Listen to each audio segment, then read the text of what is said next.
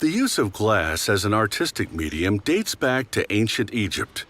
Despite the obvious fragility of glass sculptures, this art form has an enduring appeal. The transparency of glass often has a ghost-like quality. They're tangible works of art that are skillfully crafted. With this glass sculpture of a horse, the artist's two passions come together: art and horsemanship. The artist takes inspiration from her horse, observing the swell of his muscles as he romps, in order to create the same sense of movement in glass. She then draws a series of sketches of the horse in different stances. These sketches are an artistic study. They help her work out the sculpture's form before actually creating one. She cleans solid glass rods to prepare them for sculpting. This is borosilicate glass, which is more resistant to thermal shock than other kinds of glass. She brings the glass into the flame of a torch to soften it.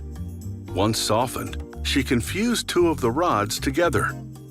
Then, using tweezers and flat knife-like tools, she sculpts the glass into the shape of the horse's hips and legs. She works quickly so the glass doesn't have a chance to cool and fracture.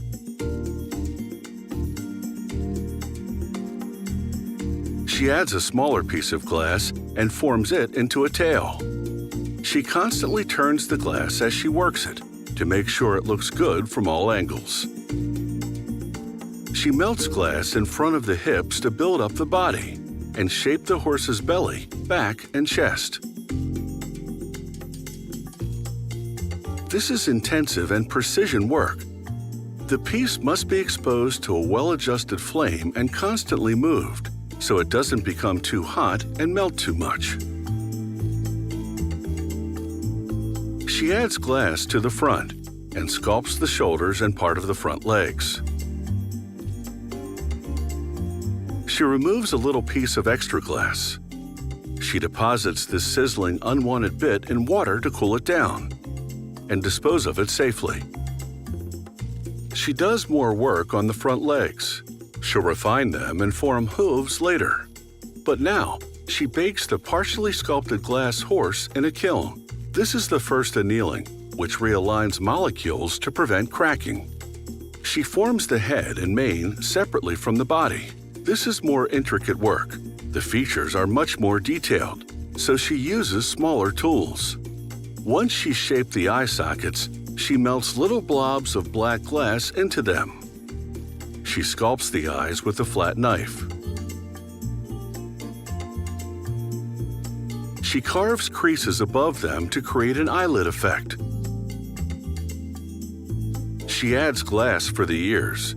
Then, using a tool called a masher, she pinches the ears to squeeze them thinner. She heats them again. This process can cause the ears to stick together, so she cuts them to separate them. She curls the ears using tweezers and tweaks their position on the horse's head. She melts the base of the head to the body, and they become one. She fuses more glass to the back to craft a mane, and after another annealing, she returns to the legs. She softens them with a flame again and adds definition to the fetlock joints. She cuts the tips to create a more level surface. She melts black glass onto the ends of the legs and sculpts it into the shape of hooves.